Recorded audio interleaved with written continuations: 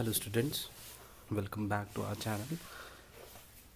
Today's topic is calculation of goodwill. So here we have two questions, one is this and one is this.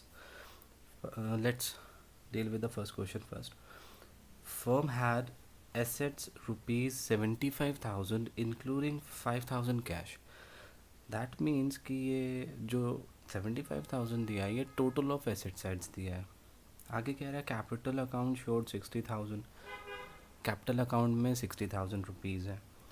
Normal rate of return is 10%. Normal rate of return means कि similar form में जो normally जितना पैसा लोग कमा रहे हैं या रिटर्न आ रहा है उनके इन्वेस्टमेंट पे, ये उसके बारे में बताता है. And goodwill of the firm is 24,000. मतलब यहाँ पे आपको गुडविल तो गिवन है, तो इसका मतलब कुछ और कैलकुलेट करना होगा. गुडविल क्या गिवन है? 24,000 at 4 years purchase of super profit. Find average profit. आपको यहाँ पे क्या फाइंड करना है? Average profit. तो एवरेज प्रॉफिट के लिए आप देखिए ये वाला एक फॉर्मूला है हमारे पास. Super profit is equals to average profit minus normal profit. ठीक है.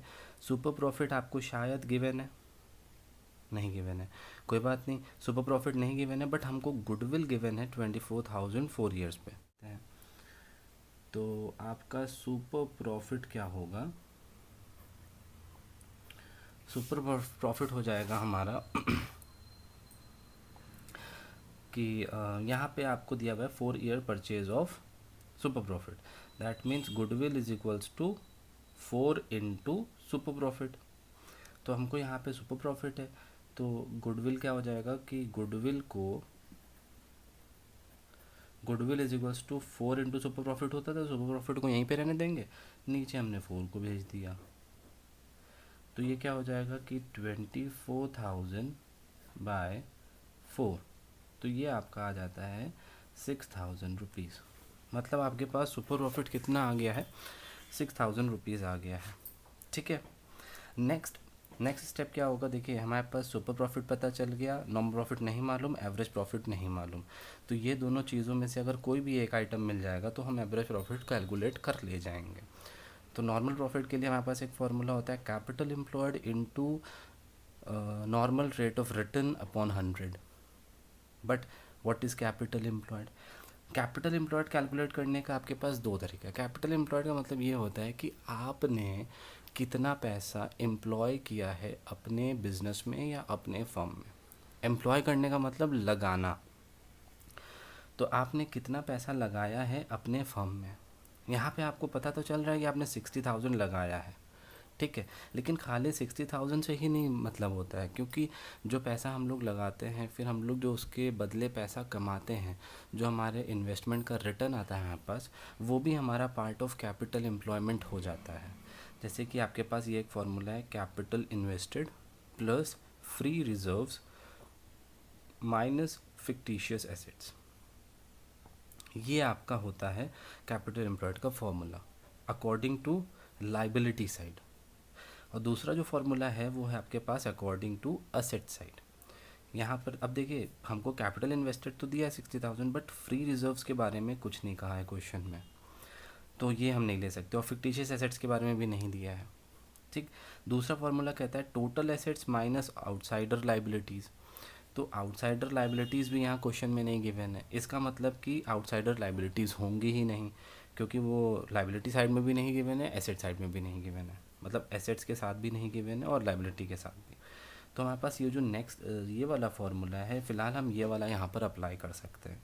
Total assets minus outsider liability minus fictitious assets.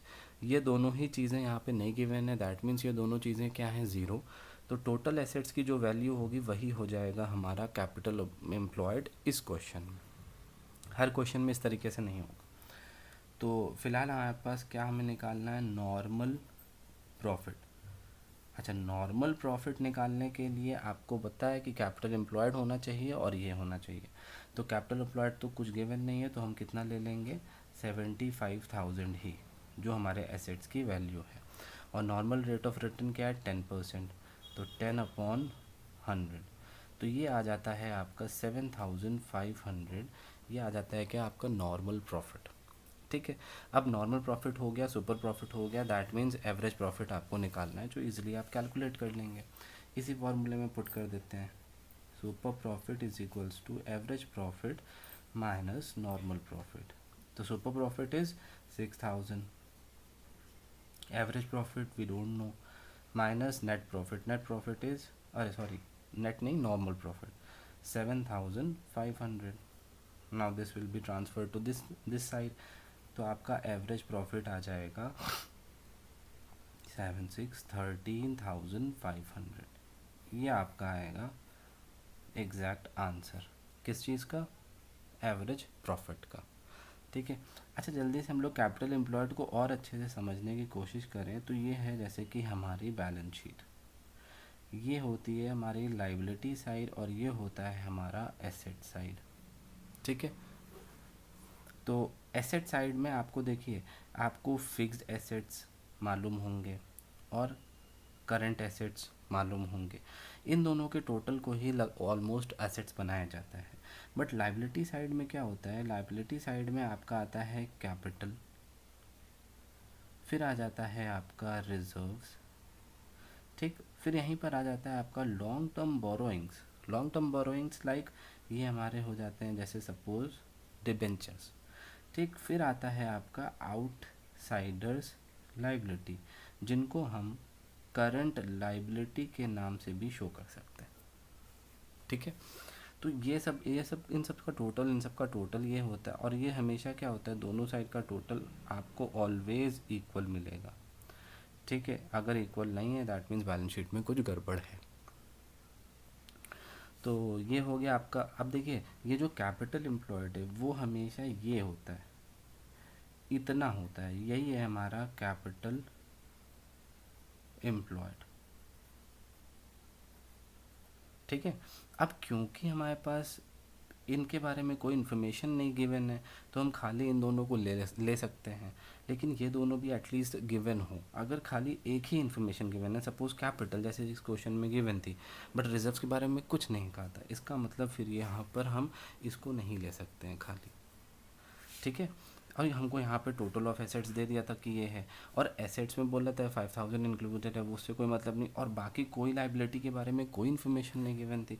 अगर गिवन होती तो हम उसको लेस कर लेते।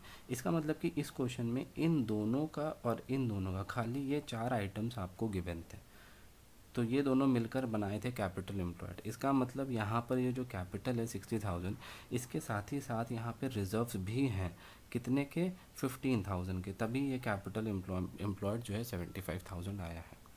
अच्छा जल्दी से अब हम लोग चलते हैं नेक्स्ट क्वेश्चन पे। नेक्स्ट क्वेश्चन में क्या है कि आपको यहाँ पर केवल कैलकुलेट करना है क्या, गुडविल। गुडविल कैलकुलेट करना है आपको कैपिटलाइजेशन मेथड से। ओके। तो कैपिटलाइजेशन मेथड के लिए आपके पास यहाँ पे सारे फॉर्मूले गिवन हैं। नॉर्मल प्रॉफिट आपको कैलकुलेट कर लेना है, सुपर प्रॉफिट से आपका ये निकल आएगा, फिर गुडविल से आपका ये गुडविल के फॉर्मूले से गुडविल कैलकुलेट हो जाएगी। अब यहाँ पर देखिए, firm had an asset of 15 lakh and liability 6,30,000। Liability here means outside liabilities. ये जो लाइबिलिटी है ये आउटसाइड लाइबिलिटीज़ होगी, मतलब बाहर की, ये कैपिटल एम्प्लॉयमेंट का पार्ट नहीं है। तो इसका मतलब अब आप क्या कर सकते हैं, यहाँ पर आप अगेन वो वाला फॉर्मूला, ये एसेट्स वाला अप्लाई करके total assets minus outside liability आपका आ जाएगा क्या, capital employed. Firms annual profit ₹1,35,000, normal rate of return 15%। Annual profit means average profit ही हम इसको एज्यूम करेंगे, और ये हो जाएगा 15%, जिससे आप नॉर्मल प्रॉफिट कैलकुलेट करेंगे। तो जल्दी से हम लोग सबसे पहले नॉर्मल प्रॉफिट कैलकुलेट कर लें। तो नॉर्मल प्रॉफिट हमारे पास क्या आ जाएगा, कैपिटल एम्प्लॉयड कितना है नहीं मालूम है, तो इसको कैलकुलेट किया जाएगा 15 लाख माइनस 6,30,000। ये हो गया हमारा क्या, capital employed into normal rate of return. Normal rate of return means 15%। तो 8,700 इंटू 15 हम करेंगे तो हमारे पास कितना आ जाएगा, 1,30,500। सो ये हमारे पास क्या आ गया, नॉर्मल प्रॉफिट। ठीक। अब नेक्स्ट हमारा काम क्या है कि हमें सुपर प्रॉफिट कैलकुलेट करना है। तो सुपर प्रॉफिट के लिए हमारे पास एवरेज प्रॉफिट गिवन है क्वेश्चन में और नॉर्मल प्रॉफिट हमने कैलकुलेट कर लिया है। तो अब हम क्या करेंगे, super profit is equals to average profit which is 1,35,000 given in your question, ये है आपका, और माइनस 1,30,500 नॉर्मल प्रॉफिट जो हमने इधर कैलकुलेट किया। ये कैलकुलेट करके हमारे पास आ जाएगा 4,500। ठीक है, नेक्स्ट स्टेप क्या होगा हमारे पास, अब हमको क्या करना है, गुडविल कैलकुलेट कर लेनी है। तो गुडविल क्या हो जाएगा हमारे पास, super profit into 100 upon NRR। NRR means normal rate of return. तो ये हो जाएगा आपका 4,500 into 100 upon normal rate of return क्या है 15%।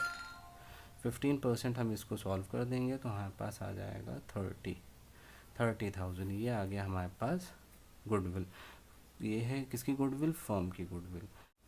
आई होप कि आपको ये दोनों ही क्वेश्चन बहुत अच्छे से समझ में आ गए होंगे। और ये जो कैपिटल एम्प्लॉयड का पार्ट है ये बहुत ही इम्पोर्टेंट है बेटा, क्योंकि क्लास 12th में इसका बहुत ज़्यादा यूज़ है कैपिटल एम्प्लॉयमेंट का। चाहे इन क्वेश्चंस की बात कर लें या हम फर्दर आगे जिन क्वेश्चंस में डील करेंगे उनमें भी, और आपके अकाउंटिंग रेशियोज़ में भी कैपिटल एम्प्लॉयमेंट का बहुत ज़्यादा इंपॉर्टेंट रोल है। तो इसको प्लीज़ आप अगर बैलेंस शीट से समझने की कोशिश करेंगे तो ज़्यादा बेटर होगा। फॉर्मूलेज़ अगर आप मगअप करेंगे तो वो कभी ना कभी कहीं ना कहीं कोई प्रॉब्लम हो ही जाएगी, कोई ऐसा टर्म आ जाएगा जो आपने याद नहीं कर रखा होगा। फ़िलहाल जहाँ तक की उम्मीद है कि ये दोनों क्वेश्चन अच्छे से समझ में आ गए होंगे। और अगर आपने ज़रा सी भी ये वीडियो आपको लगता है कि ये वर्थफुल है तो please hit the like button and also do share and don't forget to subscribe, because we are posting regularly similar kind of content, whether in accounts, whether in maths. Just stay tuned and subscribe our channel.